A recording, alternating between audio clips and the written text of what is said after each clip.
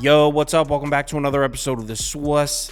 Dude, another bad NBA night for me, man. Monday night rocked me, and that makes, well, actually, I did have a winning day in there, but for the most part, the last 6 days have just been, I went from the hottest person in America to being on a little bit of a cold streak starting here, or hopefully ending, I should say.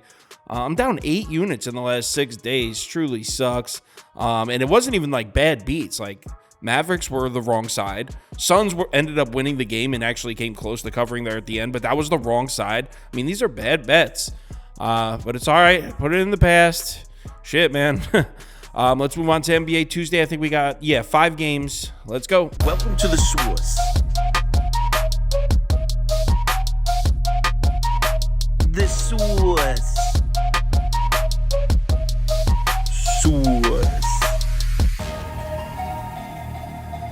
Hey, get the Swiss. First up, we got Denver on the road in Indiana here. Pacers are catching 3.5, or 4, depending on your sports book. I'm seeing all those numbers open across the board. Total sitting at 241.5. Let's take a quick look at the spreadsheet. And according to the model, we're looking at a close Nuggets win, 118-116 Nuggets. So really not much of a lean either way there. Maybe a slight lean on the under. Let's talk injuries. And Pacers have some question marks here. Halliburton and Nembhard, both questionable. That's both their primary ball handlers. I don't know how this Pacers team functions offensively without either of those guys. So hopefully at least one of them can play. Also, Isaiah Jackson listed as questionable as well. On the Denver side, there's a bunch of guys on the injury report here, but they're all listed as probable. So I'm going to go ahead and assume that the Nuggets are going to be at full strength for this one. As far as the betting spot in this one, you got the Nuggets on the 4th game of a 5-game road trip, coming off 1-day rest. Pacers, it's their first home game off a 6-game road trip. It's their second game. Well, hopefully it's their second game with Halliburton and Siakam active. They got 76ers on deck, but they got a day off in between. I'd say it's probably a more favorable spot for the Pacers. They've lost 4 of their last 5. And if they lose this one, there's definitely going to be some chirping, like, was the trade a mistake? You know how people are.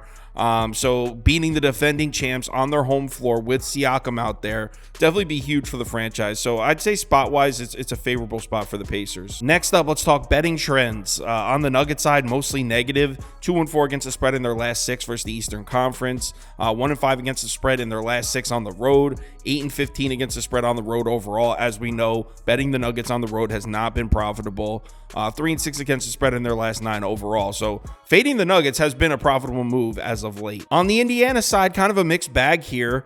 First off, 6-3-1 against the spread in their last 10 at home, so that's favorable. 3-1-1 against the spread in their last 5 at home, but just 3-7 against the spread in their last 10 non-conference games. So they have not performed the best against the Western Conference. So let's match these two teams up on the court, and we'll start with the Nuggets offense against the Pacers defense. And this is a straight up mismatch. We have a very good offense in the Nuggets against a very bad defense in the Pacers. 2 areas that jump right out at me: offensive rebounds and free throw rate. Nuggets should get plenty of second chance points and should have plenty of opportunities from the free throw line. And if you take a look at the shot zones for this Nuggets offense against the Pacers defense, I mean, anything inside the 3-point line should pretty much be an all-you-can-eat buffet for Denver. I don't even need to go through the numbers. Just look. It's a lot of green on one side and a lot of red on the other side. Might be a good spot to look at an Aaron Gordon over. He takes most of his shots at the rim, and he's averaging 2.4 offensive rebounds per game in the last 10. That's second on the team, only to Jokic. So might be a nice spot for an Aaron Gordon over. So right now it's looking like a definite Nuggets bet here. There is something on the other side of the court that concerns me a bit, and it's the fast break numbers. You can see Denver defensively, 28th in defensive efficiency against the fast break. Now they're 9th in frequency, meaning they're good about keeping their opponents off of the fast break. So they don't give up many fast break opportunities, but when they do, they're allowing their opponents to score at a high rate. Look at the Pacers. I mean, they like to push the floor early and often. So that's definitely something that worries me. If the Pacers at home try to push the floor on the Nuggets, they could end up getting them out of their comfort zone. As far as betting this game, I mean, I don't see any reason to try to go sharp and take the Pacers here. I've made money betting the Pacers. I know they've been a profitable bet, but this line's really short, just 3. And then you add in the fact that maybe Halliburton or maybe Nembhard might not play. I think I'm going to take Denver at 3 right now. And if one of them ends up sitting, I'll probably get good value. Now, if Halliburton and Siakam and Nembhard all end up active, maybe I'll get screwed on the number. Definitely on the square side, but I'd lean Denver -3 here. Next game. New York Knicks are on the road in Brooklyn to play the Nets. Brooklyn catching 4 points at home, or 3.5, depending on your sports book. Total sitting at 223.5. Let's take a quick look at the spreadsheet, and according to the model, we're looking at a pretty comfortable Knicks win here. 112-106 New York Knicks. It's also a lean on the under. Injuries on the Knicks side, got a big one here. Hartenstein is listed as questionable, and that's huge because they're already missing Mitchell Robinson, who might be out for the year. So that would mean either Julius Randle or Precious Achiuwa would have to start at the 5 if Hartenstein's unable to play. On the Brooklyn side, pretty much the same thing we've been dealing with for a couple weeks now. Day'Ron Sharpe is still out. Other than that, the Nets are good to go, though. Spot-wise, you got the Nets coming home over a 3-game road trip where they beat the Lakers, then blew an 18-point lead to the Clips in the fourth quarter. Knicks 2 days rest heading into this matchup. On the season with 2 days rest, the Knicks are 7th in offensive efficiency, 12th in defensive efficiency. They're 4-2 straight up in those games. So Knicks with 2 days rest has been favorable. Next up, betting trends, and we'll start with the Knicks, and there's a lot of positive ones here for the Knicks. First of all, 8-3 against the spread in their last 11, 10-1 to the under. So of the last 11 New York Knicks games, the under has hit 10 times. Under's been a cash cow in Knicks games. 6-3 against the spread in their last 9 against the Eastern Conference. 3-0 against the spread in their last 3 versus the Brooklyn Nets. 17-7 against the spread in their last 24 against Brooklyn. So the Knicks have owned the Nets.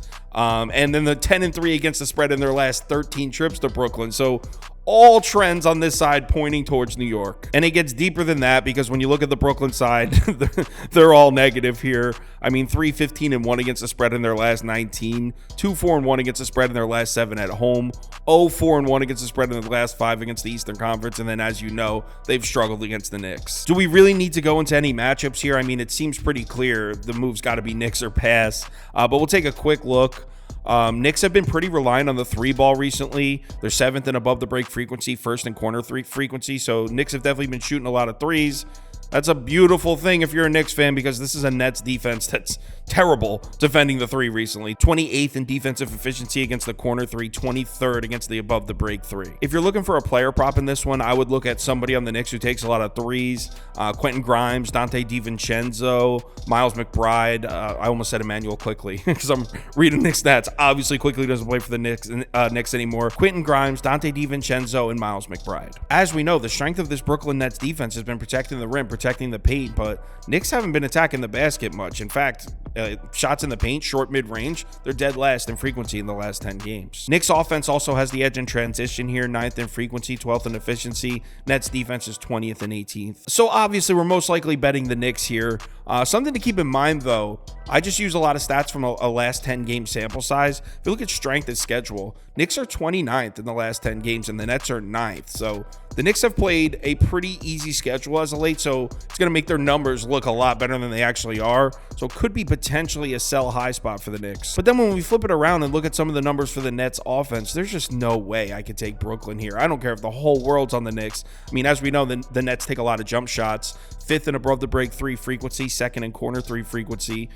During that same span, the last 10 games, Knicks defense 6th and 2nd against those two zones. So Knicks have been guarding the perimeter really well recently. I don't see any reason to take Brooklyn. So it's going to be super square. I would imagine the entire world's going to be on the Knicks with me. And Hartenstein being questionable scares the shit out of me. But I'm going to ride with my guys here. Knicks -4 or 3.5 if you can get it. Next game. Utah Jazz on the road in New Orleans here. You got Pelly's laying 6.5 points at home and the total sitting at 239. Let's take a quick look at the spreadsheet. And according to the model, we're looking at a close Pelicans win, 120-117 Pelly's. As far as injuries, we got nothing. No injuries on either side here. Both of these teams are in pretty good shape right now. As far as the betting spot, Pelly's are in pretty good situation here. They're at home coming off an embarrassing beatdown loss at the hands of the Suns. 3 full days rest. So they're rested, coming off an ugly loss. Pelicans on the season with 2 or more days rest are 5-2 against the spread. But then we look at some betting trends and it's really hard not to like the Jazz. I mean, 14-3 against the spread in their last 17, 13-4 straight up in those games, 7-1 against the spread in their last 8 on the road. Remember when the Jazz were a bet on team at home and fade them on the road? They're 7-1 against the spread in their last 8 on the road. 6-1 against the spread in their last 7 games against the Western Conference. On the New Orleans side, kind of a mixed bag here. 7-4 against the spread in their last 11. So you've been making money if you've been betting New Orleans. Just 3-6 against the spread in their last 9 at home, though, and 5-8 against the spread in their last 13 against the Western Conference. So maybe not as perfect of a spot for the Pellies as you originally thought. When we match these teams up on the court, no question, Utah has the huge edge on the glass here. On the last 10 games, the Jazz are actually first in ORB percentage, first in offensive rebounding rate. Pelicans are back at 24th defensively, so it should be plenty of second chance opportunities here for the Jazz. Maybe you'll look at Lauri Markkanen or Walker Kessler. 2.7 and 2.2 offensive rebounds per game in their last 10. That's what those two guys average. But here's the thing. Pelicans have actually done a good job defending close range shots, specifically the short mid-range and at the rim.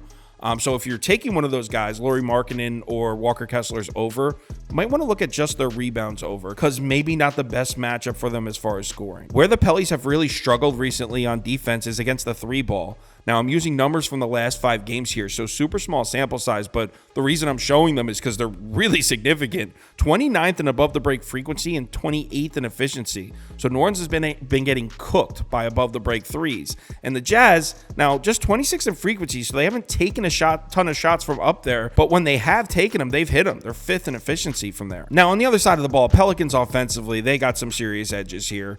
They should also be able to clean up the offensive glass. Also, turnovers. Utah really doesn't force any turnovers. Pelicans should have no problem protecting the ball here. And free throw rate, 9th to 22nd. So Pelicans should be able to get some opportunities from the foul line as well. What worries me about the Pelicans offense is they take a lot of shots on the interior, and you're playing directly into the strength of the Jazz defense. On the last 10 games, they're 5th in frequency, 9th in efficiency at the rim. Jazz do a really good job of protecting the rim. So the Jazz defense, not really a great matchup for the Pelicans offense. I know a lot of you have deboarded the Jazz train, and maybe I should too. I've taken back-to-back losses betting the Jazz, but at 6.5, I'm giving them one last ride. I'm giving the Jazz one more chance here. If I lose a 3rd consecutive game betting the Jazz, then I will abandon the auto bet Jazz policy. I know some people are probably like, how have you not abandoned that already? You don't understand how many I hit in a row. I hit like 7 in a row betting the Jazz, all full unit bets, top bets. So the Jazz paid me out a lot. I'm going to give them one more chance. Utah plus 6.5 next game. Portland on the road at Oklahoma City here. Thunder laying 14 points and the total sitting at 235.5. Let's take a quick look at the spreadsheet. And according to the model, we're looking at a pretty comfortable Oklahoma City win here. 118-111 OKC. Injuries on the Portland side. Shadon Sharp is still out. He's been out for a while now. Other than that, though, the Blazers are pretty healthy, which has not been the case. Portland's been dealing with injuries all year, so finally looking like they're in pretty good shape, Portland. On the Oklahoma City side, we got nothing. No listed injuries. Oklahoma City is completely healthy right now. To be honest, I have no interest in this game. Obviously, at 14, I lean towards Portland, but the Oklahoma City Thunder are 9-1 against the spread in their last 10 against the Blazers. In their previous 2 matchups against Portland, the Thunder won by a combined 100 points. In the first 2 times they played this year, they won 273-168. So the Thunder have absolutely destroyed this team. So at 14, I guess I'll say OKC or pass, but this is a pass. Next game. Lakers, Clips. Technically, this is a road game for the Lakers, but obviously, as we know, it really isn't. Clips are laying 8.5 points. That line moved up. LeBron James has been ruled out. We'll get to that in a second. Total sitting at 230.5. Let's take a quick look at the spreadsheet. And according to the model, we're looking at a 119-115 Clippers win. So that would be a lean towards Lakers plus 8.5. But obviously, the model doesn't know that LeBron isn't playing. To be honest, it's really tough to break down this game. The Lakers are 2-2 in games without LeBron James this year. And if you look at the games, there's really not much to go on. The 2 wins were against Portland and the Spurs, and the 2 losses were at Minnesota and at Utah. So they probably would have been 2-2 with LeBron as well. So the fact that they're 2-2 without him really doesn't tell us anything. I mean, just spot-wise, based on the production we've seen on the court recently, you would think Clippers have to be the move at 8.5, but I'll let you know on the live show if I make a final decision. As of right now, I don't have a ton of interest in this one. We're doing the live stream at 4 p.m. Eastern time. I'm bringing on guests like we always do, but we're doing a college basketball NBA combined. We'll go through some NBA, go through some college basketball, make our final decisions. So if you're able to make it at 4 p.m., would love to see you in the comments. If you want my top bets for all sports parlays of the day, or if you want to join our Discord, head over to KyleKirms.com. The information's right there on the homepage. Let's have ourselves, I need a bounce back, man. I need to get hot again in the NBA. The NFL's been going all right. So the NFL weekend kind of masked how bad the NBA is, because obviously when NFL playoffs are on, no one cares about NBA. But I really need to get hot again in NBA. So let's have ourselves a great Tuesday. Let's get back on track. Remember to bet responsibly, and I'll talk to you in the Discord.